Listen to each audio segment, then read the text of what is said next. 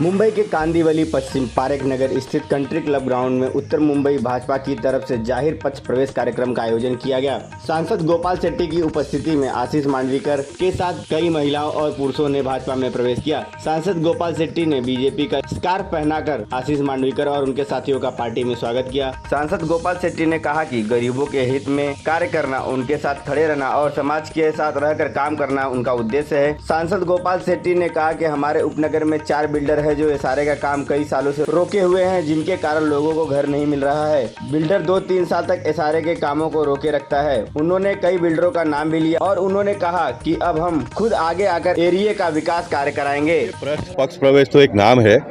ये जो मैं बस्ती में, जिस बस्ती में पला बड़ा सब कुछ गली से लेकर दिल्ली तक का सफर पूरा किया, उस बस्ती के लोग हैं। और मुझे हर चुनाव में 7.5 वोट मिलता है। 10 में से 7.5 वोट मुझे मिलता है। तो ये मेरे साथ में रहेंगे, थोड़ा मुझे वोट मिलेगा। ये स्टोरी ऐसा है कि इंदिरा नगर नाम की जो स्कीम है, वो एक मंगेश सावंत नाम का बिल्डर और एक दिलेश शाह, ये 2 बिल्डरों का पार्टनरों का झगड़े की वजह से स्कीम बढ़ता नहीं है।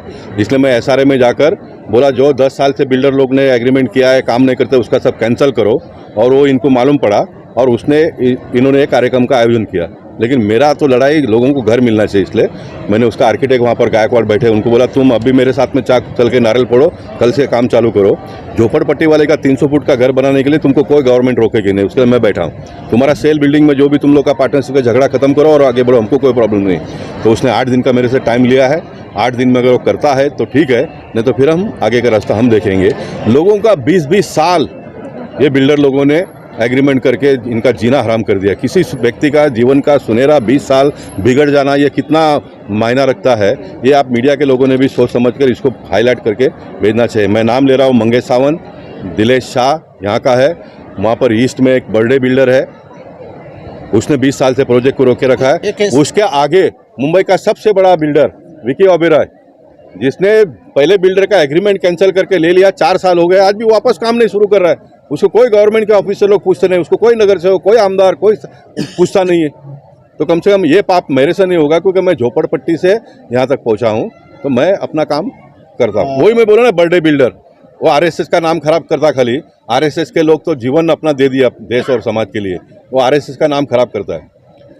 नहीं, देखिए, ये हाउसेस टू ऑल जो स्कीम आया है मोदी जी का, उसमें सब कुछ हो सकता है। इसलिए मैं एक बात तो बहुत खुलकर बोलता हूँ कि झोपड़पट्टी वालों का अगर हमको भला करना है तो हमने पॉलिटिक्स बाजू में रख देना चाहिए। सारे पॉलिटिकल पार्टी के लोग एक साथ में आकर मुंबई को स्लम फ्री करने का संकल्प ले लेना चाहिए। आप रोज़ सवेरे उठकर एक दूसरे से झगड़ा करो तो लोगों का कुछ होने वाला नहीं है। लोग वही झोपड़पट्टी में पैदा हुए, उसी में मरने वाले। इसलिए सब हो सकता है। मोदी जी जो पैसा इतने बड़े पैमाने पर दे रहे, महाराष्ट्र सरकार को मोदी साहब ने 1000 करोड़ रुपये एडवांस में दिया है। मैं आपको ऑन रिकॉर्ड कहता हूँ, मेरे पास चिट्ठी है, ये लेके जाओ। ये कल मुझे दिल्ली से दिया गया है और इन्होंने काम ही नहीं शुरू किया है। मोदी जी कहते हैं कि और अगर पैसा चाहिए तो मैं दूंगा। मोदी जी कहते हैं कि और पैसा अगर चाहिए तो मैं दूंगा। ये वेबसाइट से निकाल लो, इसमें पूरा है गवर्नमेंट का लेखा जोखा है। महाराष्ट्र सरकार को मोदी जी ने कितना 1000 करोड़ रुपये दिया है, ये इसमें लिखा हुआ है सब। ये पैसा लेकर बैठ गए, लोगों को घर नहीं दे रहे।